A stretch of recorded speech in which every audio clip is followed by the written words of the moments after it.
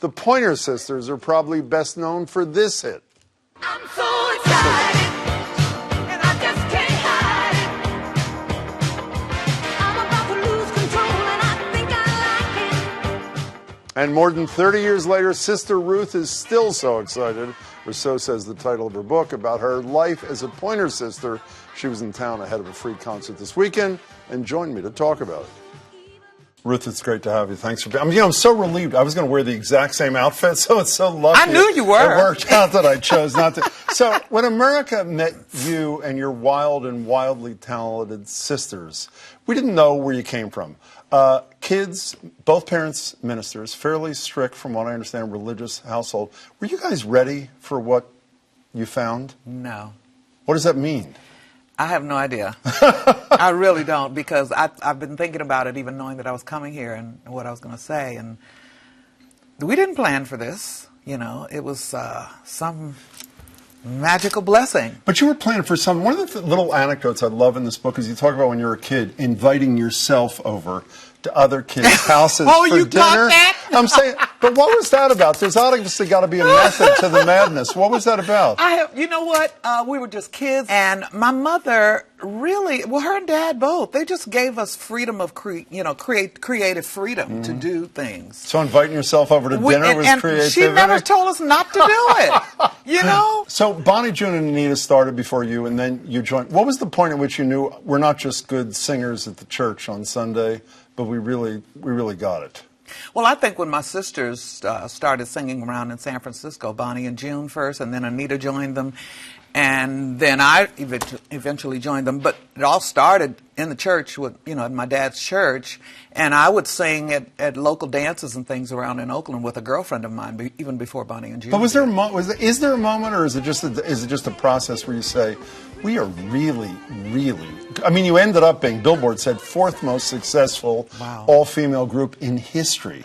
I mean, when was the moment when you knew that, well, even if you didn't know that was going to happen, you knew something big was going to happen? I didn't. You didn't? It just happened? It just happened. You know, one of the things I am stunned by, I had heard about your book, but until I got to look through it, you are so brutally honest. It is. I don't have that in me. I don't like telling people where I ate yesterday. Much really? Less, no, I do my not. God. So you've been sober 30-some years. Plus. Most of us didn't know about life before. What was life before for Ruth Pointer? Well, I have to say it was very adventurous. It was like being on a racehorse and you couldn't get off. I really think it's just, we come from good genes. I know that. My mom and dad, my mother was a devout Christian, so to speak. And she never danced, never wore makeup, never had a drink, never had a smoke in her entire life. She was a minister at the age of 14. So when she saw you guys on stage, how did she deal with that disconnect? She loved it. Did she really love it? Loved what, it. like vicariously? I think so. I think so. That is great. You know? So, and why do you decide that I'm okay, meaning you, I'm okay, like showing myself raw and naked to the world in ways you do, page after page? What motivates you to do that? How can you do that? I think the miracles that happened for me once I got sober, it was just so amazing how my life turned out. That I felt like I needed to share it with someone, because I'm sure that there are a lot of other people out there in the world that go through what I went through with drugs and alcohol and maybe children and being a single parent and things like that, and really don't find any relief and wonder how their life's going to end up. And I was hoping that I could give some of them some hope, to just keep putting one foot in front of the other, keep getting up, keep showing up. You turned out pretty good, don't you think? I'm not bad. You know what I learned? I thought I knew a lot about the Pointer Sisters, but I learned how much I didn't know about the Pointer Sisters. Your first Grammy was a country song, Fairy Tale, that ultimately Elvis later covered, right? Mm-hmm. How weird was that? It was weird. It was weird. It was even weird when we recorded the song, because my sister Bonnie and Anita wrote the song.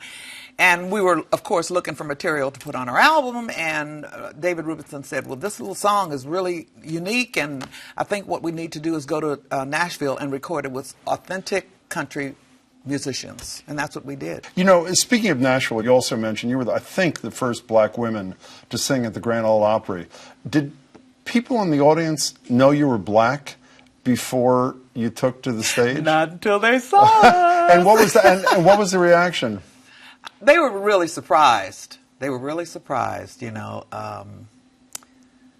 One guy jumped up in the audience and said, "Hot damn, them girls is black." And they do what I've never seen any other audience do in my entire life, is they will applaud in the middle of a song. And if you finish the song and they want to hear it again, they'll applaud. They'll keep applauding and tell you to sing it again. And we had to sing the song like 3 times in a row. Is it really so? Yeah. That was the mid-'70s, right? Yeah. How were black women treated in Nashville, even stars like you guys? Were you treated respectfully by people in the town, the industry? As far as I remember. How were black women singers treated? I mean, Darlene Love was sitting here not too long ago. Oh, I love talked about that Darlene. #1 song they have, The Blossoms, and their name was not even on the song, The Crystals. Wow, I know. How were you treated in the industry in those days?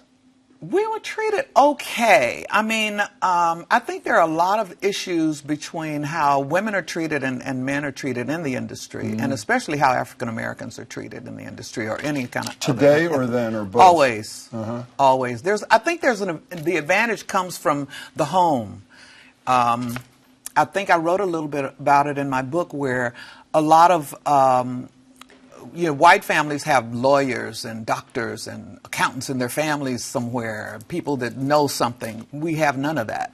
So we're just flying by the seat of our pants on, contracts and all that kind of stuff. Well, you're also flying by the seat of your pants when you write about hosting the Mike Douglas show as one of the perks. Oh, that was fun. Explain what that week was like. Mike Douglas loved us. Every time we would go to Philly, he wanted us to do a show. My hometown, by the way. Oh, really? Yeah. Okay. So what'd you do that week?